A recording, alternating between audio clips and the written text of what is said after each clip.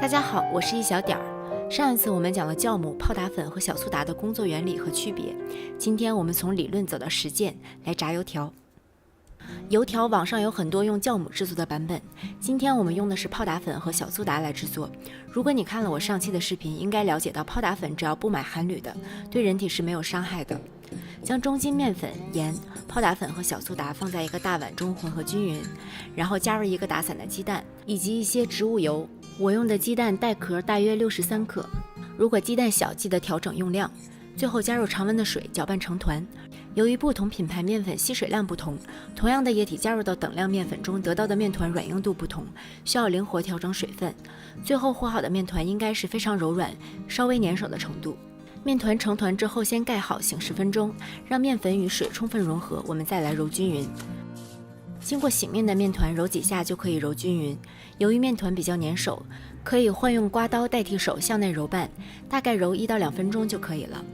把面团拿起来，在容器内抹一些油，把面团像这样向后折叠整理一下，放回盆中，在表面也抹上一些油。抹油是为了让面团不沾盆，再拿出来的时候能够一整个的拿出来，而不破坏它的形状。最后盖上保鲜膜，放进冰箱冷藏醒面1晚，让面筋充分松弛，第二天早上再来炸。第二天早上在案板上多撒一些面粉防粘，将面团从盆中一整个拿出来放在案板上，千万不要揉面，否则就白醒了。用刀把面团切成2份，先来处理第1份。这个食谱大概能做12根油条，你也可以将所有材料减半。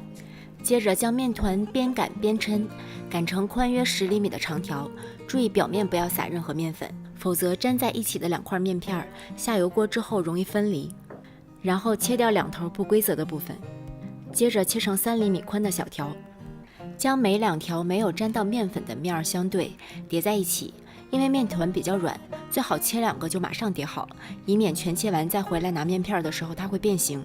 用筷子在叠好的面片中间压一下，让2片粘在一起，不要让它们在炸的时候分开。面片尽量要叠得平整。油条下锅之后，表面接触油的部分很快就会定型，不会再膨胀，其余的膨胀力全来自于2个面片接触的部分。这一部分不直接接触热油，但是会慢慢受热，将其余的膨胀力全部释放出来，让油条膨发得更好。炒锅到宽油，开大火加热，油面的宽度决定了你油条能够抻到多长，所以不要舍不得放油。将油温烧到200到220摄氏度之间，这个温度还是很高的。没有温度计可以将手掌放在离油面5厘米处，如果感到热的受不了了，油温就差不多了。或者可以将边角料面团放进油锅，如果面团马上就能飘起来，且周围产生剧烈的大泡泡，就可以开始炸油条了。这时可以将炉灶转至中火，轻轻捏住油条的2头，慢慢抻长，先下中间，再放2头，避免油溅起来。入锅之后马上用筷子不停地翻动，让它360度受热均匀，这样油条才能膨胀的均匀。如果油条很快就糊了，说明油温太高，要把火调小一些。当炸到油条表面金黄，就可以捞出沥油了。要想油条表面酥脆，油温必须要高。如果是酵母制作的发面面团，需要在低温下油炸，才能让酵母慢慢释放气体，让面团膨胀，所以很难达到像泡打粉做出来的这么酥脆。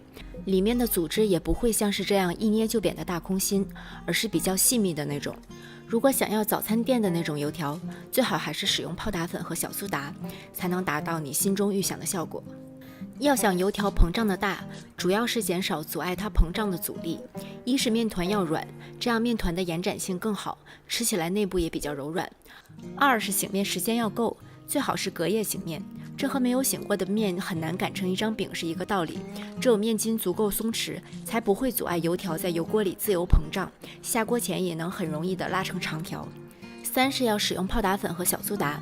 使用酵母的发面制作出来的油条虽然也不错，但是难以达到一捏就扁的空心效果，表面也不够酥脆。4是油温要高，这样油条才能快速膨胀，表面也更酥脆且不油腻。最后，油条膨胀很大的关键是2片面片中间贴合的部分。在油条表面定型不会再膨胀之后，其余膨胀的潜力都来自于这个接缝之中，所以一定要确保2个面片在油锅之中不分家，你的油条才能膨胀得很大。如果你能理解并牢记以上全部要点，相信你也能炸出成功的油条。如果你觉得这个视频对你有帮助，请不要忘记给它点赞并订阅我的频道。B 站的朋友请不要忘记转发、投币、收藏。我是一小点儿，我们下期再见。